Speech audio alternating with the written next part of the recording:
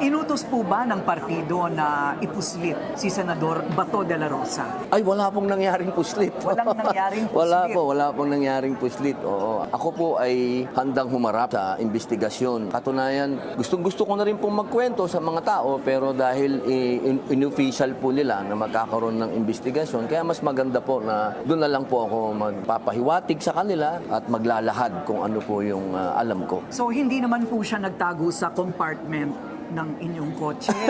Wala pong ganun? Hindi po na kailangan gawin yon dahil wala pong warrant naman galing sa Pilipinas. Nagsuot daw ng wig?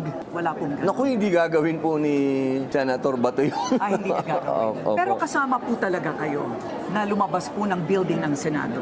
Magkasama po kami ng 3 gabi, 3 araw dito sa Senado. Pero ang sabi po sa akin, pinahayag na daw po ninyo na talagang kasama nyo siyang lumabas? Tama po ba yung narinig Wala pa ko? po akong pinapahayag na ganyan. Mas maganda po, doon na lang po sa investigasyon. Ayun.